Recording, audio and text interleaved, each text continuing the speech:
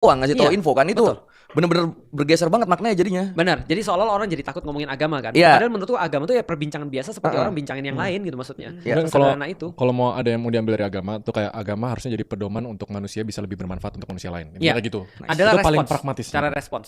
Jadi agama itu adalah bentuk cara kita untuk mengetahui bagaimana respons yang paling tepat ketika kita tuh berurusan dengan segala sesuatu. Nah, urusannya itu bisa jadi dengan manusia, bisa jadi dengan Allah, bisa jadi dengan diri kita sendiri. Nah, cara responsnya seperti itu. Contoh misalnya kayak yang kita bilang, kalau kita lagi kehilangan sesuatu misalnya, bagaimana cara kita respons ketika kita lagi kehilangan sesuatu? Maka kita bilang, ya udah, berarti ini bukan rezeki kita. Berarti akan ada rezeki kita yang lain kalau memang ada. Berarti kita akan merasa lebih tenang tuh. Ketika kita misalnya merasa sedih dengan contoh sesuatu, ada temanku belum dapat keturunan. Dia udah nikah lama nih, ada banyak temanku belum dapat keturunan. Tapi ketika dia punya agama, dia bisa ngasih tahu pada dirinya sendiri, bukan berarti Allah nggak sayang sama kamu. Tapi bisa jadi Allah pengen kamu untuk bertindak dengan cara yang lain, kan gitu kan ya. Dan seterusnya. Cara dengan orang lain, dengan lisan kita yang baik, dengan tangan kita yang baik, perlakuan kita yang baik, dengan Allah juga ada caranya. Jadi respons itu semua adalah agama. Pedoman untuk manusia bisa lebih bermanfaat untuk dirinya sendiri plus bermanfaat untuk Orang lain. Sebenarnya di package di situ aja menurut gua harusnya agama tuh bisa jadi hal yang positif gitu, tapi banyak orang yang trauma di Indonesia. Kalau episode Termasuk yang paling lu suka, Fer, episode. Ternyata di dalam Islam dari awal ayat yang pertama turun adalah Iqra bismi rabbikal ladzi khalaq. Bahkan Allah tidak ngasih tahu namanya Allah. Cari tahu aja sendiri namanya siapa, Tuhanmu yang telah menciptakanmu yang Maha Pemurah. Nggak ngasih tahu namanya Allah. Silakan cari sendiri. But kalau ada orang masuk ke toko, silakan dulu lah. Nanti kalau perlu bantuan saya ada di belakang ya. Selesai. Iya. Tapi berarti sebenarnya posisi orang-orang yang seperti itu mungkin sama kayak posisi SPG-nya. Mereka nggak sadar kalau ketika mereka datang mereka sebenarnya mengganggu atau malah bikin orang yang tadinya berminat malah jadi nggak berminat. Benar. Kayak kita kan jadi lari kan. Iya. Kecuali kalau kita udah minta bantuan, baru lu bantu. Nah, itu penting. Maka kalau kita kasih tahu kepada orang, jadilah SPG yang pintar ngelihat orang. Contoh misalnya ya kayak ada orang datang, selamat datang gitu, itu udah cukup kan. Ibu kalau nanti ada perlu saya ada di belakang ya Bu gitu. Iya. Kan tugas dia kan SPG cuma untuk bantu orang kan. Lah kalau orang nggak perlu bantuan, jangan lu bantu. Benar. Nanti jadinya annoying gitu maksudnya. Iya. Iya sih, banyak orang yang terlalu maks. Tapi benernya yang banyak orang yang bilang, yang DM aku kayak, ayo kapan mualaf, ayo kapan. seberapa sering baca Oke. dan seberapa dalam, kenapa bisa sampai ke sejarah-sejarah yang harusnya orang normal pun nggak bisa apa semua itu. Gua oke, gini, gua mau tahu ritualnya. Pertama, seberapa sering baca. Oke. Dan seberapa dalam, kenapa bisa sampai ke sejarah-sejarah yang harusnya orang normal pun nggak mungkin baca. Kedua, kok masih bisa inget. Ya. Pertama ada satu episode yang aku fatal banget salahnya, Israfil sama Israel. Nah, itu kebalik. Dan enggak, di kepalaku itu enggak ada salahnya sama sekali ketika kita ngobrol. Karena begitu kemudian Koi ngomong, aku iyain. Karena pikiranku di kepalaku itu adalah kita lagi bahas tentang Israel. Ternyata aku selama itu salah ngomong tentang Israfil. Berarti salah Koi. Enggak sih, salah. Dan kalau teman-teman Dio ngaji itu tahu kalau aku lagi error banget, itu aku pernah kayak gitu banget. Aku pernah sepanjang apa cerita tentang satu figur namanya Zaid bin Haritsah. Ternyata yang aku bahas adalah sebenarnya harusnya Usama bin Zaid. Itibar gitu kan? Itibar. Parah banget aku waktu itu. Tengah-tengah baru ngeh. Kacau, konslet otakku. Tapi sebenarnya gini, kalau baca ya, dulu ketika sebelum ada handphone, sebelum handphone tuh lagi parah-parahnya, aku mewajibkan diriku 80 buku per tahun. Oke. Ya. 80 buku per tahun. Itu ketika zaman Goodreads. Jadi Goodreads itu bisa nge-track bacaan kita. Sampai sekarang masih ada sih aplikasi Goodreads. 80 buku per tahun aku wajibin pada diriku. Karena kenapa? Karena Jepang 40 buku per tahun, Amerika 20 sampai 30 buku per tahun, Malaysia aja 10 sampai 20 buku per tahun. 80 itu berapa dan 80 itu agama? Enggak ada. Hampir. Iya, itu tuh buku-buku tuh. Hampir enggak ada agama. Apa? Sejarah, ekonomi, filsafat? Kebanyakan fiksi, novel. Lah, nggak menjawab pertanyaan kenapa bisa punya segini luas. Nanti aku jawab. Yang kedua, setelah beberapa tahun setelah ada HP, aku mundur jadi 20 buku per tahun. Itu sabar, 80 buku itu berapa tahun? Selama 4 tahun. Oke. 360 buku berarti. Iya. Setelah itu 20 buku per tahun. Tapi aku juga bingung kenapa aku bisa begitu. Maka kalau aku ditanya, ini serius nih, aku nggak pernah punya jawaban lain kecuali aku yakin aku bisa begini karena doa guru-guruku. Dan orang-orang yang mencintai aku, itu jawabanku tuh. Aku nggak punya jawaban yang lain. Karena aku serius, aku bingung kenapa bisa begitu juga. Jadi aku yakin doa dari guruku. Tapi memang dari dulu memorinya tuh kuat. Enggak sih. Kalau gue ngeliat Ustadz Felix tuh di beberapa memori malah lemah kayak jadwal. Iya Doi benar. kan suka lupa tuh. Itu parah banget. Iya, itu paling parah kan Ustadz Felix itu kan. parah Jadi banget, kayak bener. emang memori dia tentang pengetahuan tuh mengikis jatah memori yang lain. Tanggal lahir anak. Tanggal lahir anak. Yang gitu-gitu tuh malah lupa. Ya basic-basic Iya. gitu. Soalnya yang lebih susah daripada menghafal tuh recall-nya. Iya. Ada lagi ya, ada 1000 locker nih. Ada lagi Ustadz Felix ada 1000 locker pengetahuan. Terus lu ngomong sesuatu langsung tahu ini locker 3, 4, 5 dibuka, terus langsung bisa bacain semuanya. Itu susah banget loh. Iya. Itu yang pernah gue omongin sama editor gue. Karena kan dia beberapa kali Keyakinan yang penting banget yang Raymond juga sudah, sebenarnya Raymond juga sama sih dalam kasus ini. Karena aku yakin, aku pernah bilang sama lu kan, ada satu hal yang kita punya kesamaan. Aku dari dulu yakin aku cepat belajar. Jadi aku bilang gini, kalau aku pengen nguasain ini aku bisa. dan aku cepat belajar. Aku mikir kayak gitu sih sebenarnya. Jadi artinya aku lebih pede sih ketika aku punya pemikiran kayak gitu. Maka aku bilang sama semua orang, coba deh berprasangka baik terhadap diri kita sendiri. Itu sih, itu bagus. penting, itu penting. Positive thinking. Ya. Lu dong. Nah, Ada kayak gini, dia Mau tahu blow on apa?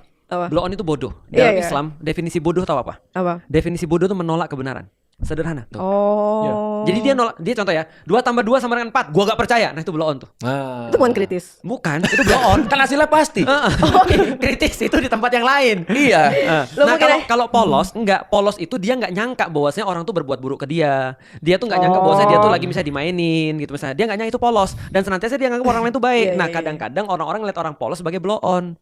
Oh. Padahal orang soalnya blow on kayak tuh yang nggak menolak dibenerin. kebenaran. Contoh nih, yang ngina-ngina lu itu blow on. Gitu. Oke, Jelas. oke. Heeh. Jelas. Apalagi? kalau dibela sama Ustaz Felix.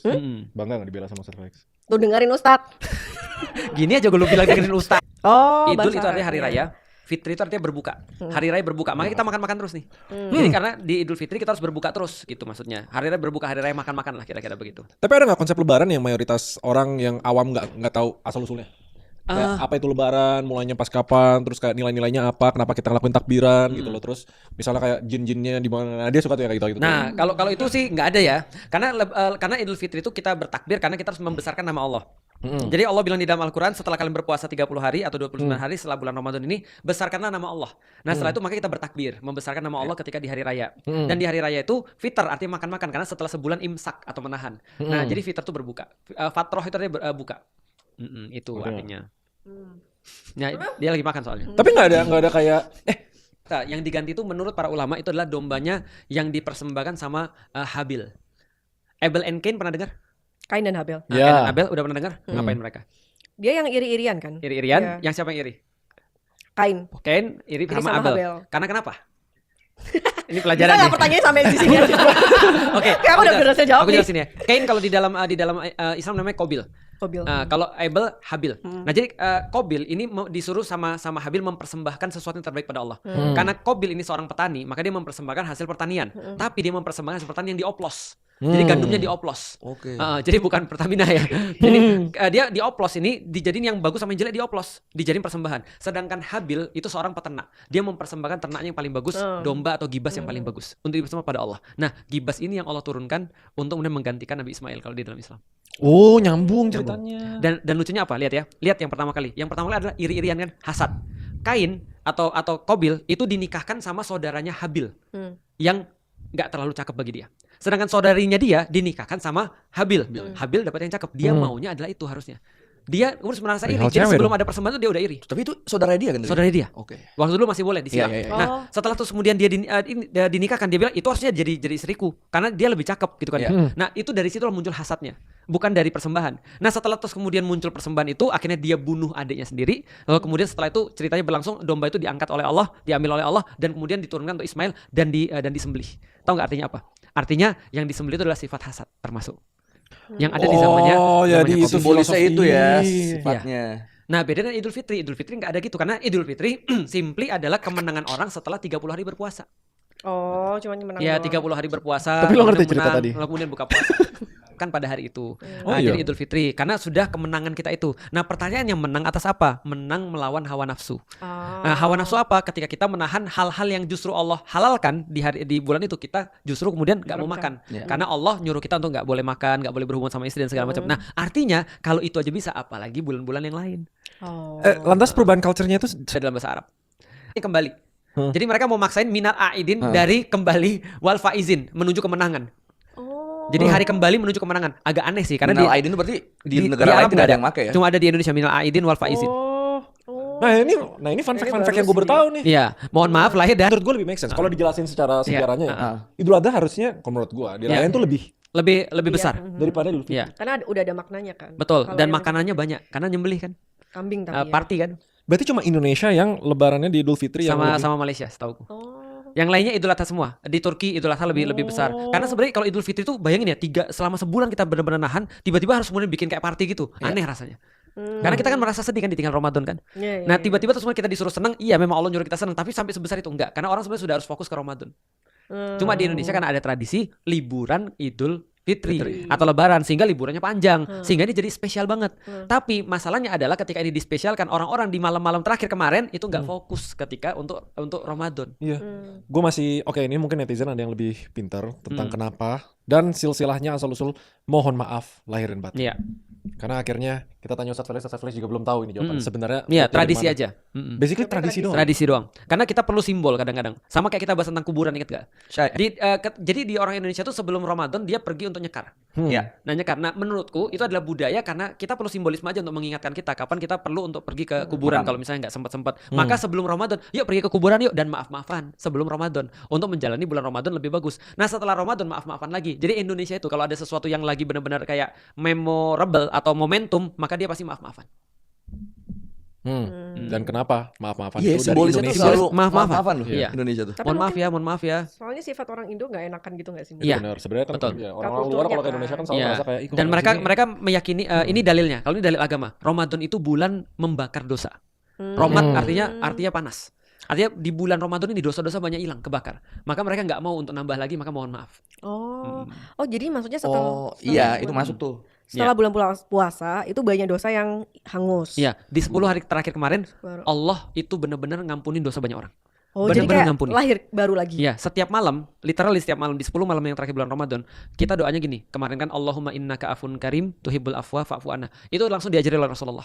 Jadi Rasul bilang perbanyak doa ini di 10 malam yang terakhir. Allahumma innaka afun karim, ya Allah, sesungguhnya Engkau adalah zat yang benar-benar Maha Pemaaf, tuhibbul afwa dan mencintai orang-orang yang meminta maaf, fa'fu anna, maka ampuni dosa-dosa kami, maafkan dosa-dosa kami. Nah, itu literally banyak dosa-dosa yang hilang. Berarti kalau misalnya orang puasa terus dia doa itu, Tadi terus besoknya mati masuk surga. Insya Allah. Karena benar-benar dia kemudian mengharapkan ampunan Allah ketika bulan Ramadan. Jadi nggak ada satu bulan selain menarik. bulan Ramadan yang lebih besar Allah ngasih orang ampunan banyak. Oh. Ya. Diskon. Diskonnya Kalau besar itu banget banget di sana. Jadi mungkin kemungkinan masuk surga itu lebih besar karena kan habis Iya. dapat diskon pemotongan dosa yang banyak. Jadi orang bilang ya? gini, Fer. Kalau di bulan Ramadan lu nggak bisa diampuni oleh Allah, apalagi di bulan-bulan yang lain. Nah. Kalau di bulan ini nggak bisa, bulan mana lagi yang bisa Iya. selain bulan Oh, ini? tapi kan pasti dimaafin kan bulan Pasti. Ramadan? Pasti. Iya. Kata Allah, Enak setiap yang datang kepada aku, minta maaf kepada aku, akan aku ampuni. Iya, tapi maksudnya kayak Hmm. ya enak sih. Maksudnya kita dosa segede apapun pasti Ya, termaafin. ini kan mirip sama topik yang kita udah pernah bahas sebelumnya kan ya. Tapi lu Enggak, tau tapi Lu kan di pikiran lu enak sih ya. Pada prakteknya Dan ada orang-orang yang sombong. sholat orang jangan minta. tuh kan. Sih, di dalam Al-Quran Allah bilang, ada orang-orang yang sombong. Siapa orang sombong? Yang nggak pernah mau untuk berdoa kepadaku. Minta ampun. Oh, doa ngaku dosa, ngaku Iya, salah. ngaku dosa, ngaku salah, minta ampun pada Allah. Itu dikit banget. Pada prakteknya Serius? sangat sulit itu. Kenapa? Apa yang buat kalian sulit? Gengsi. Kenapa yang gengsi sama Namanya Allah? manusia. Nah, Enggak, masalahnya sama Allah anjir. nah itu. Iya, namanya manusia. Nah, Lu gengsi gak sama Allah? Enggak lah. Yakin? Allah yang mana? Allah ya satu. Iya. Jadi literally Allah sampai bilang gini, ud'uni astajib lakum. Ayo berdoalah kepadaku, aku pasti akan kabulkan apapun doa-doamu. Tapi kenapa sampai begitu? Karena banyak orang-orang nggak mau minta sama Allah. Benar. Ini zaman dulu. Zaman sekarang juga Tapi sama. zaman sekarang lebih ini. Iya, emang menurutku. kalian tahu dari mana? Emang kalian dengerin doanya mereka? Loh, jangan salah. Namanya ngelakuin observasi sosial. Iya. Gimana caranya? Jadi gini ya, contoh ya. Salah satu yang paling gampang adalah sholat. Heeh, Sholat itu adalah cara orang untuk minta ampun pada Allah. benar. Bagi orang-orang yang kemudian berbuat dosa, yang dia kadang-kadang nggak ngerti dosanya apa, ketika dia sholat itu bisa diampuni oleh Allah. Nah, tapi ada orang yang merasa ketika dirinya cukup, dia nggak perlu misalnya untuk melakukan ibadah-ibadah. Itu salah satu contoh yang bisa kita lihat. Artinya dalam hatinya dia merasa kemudian nggak ada koneksi sama Allah sama sekali.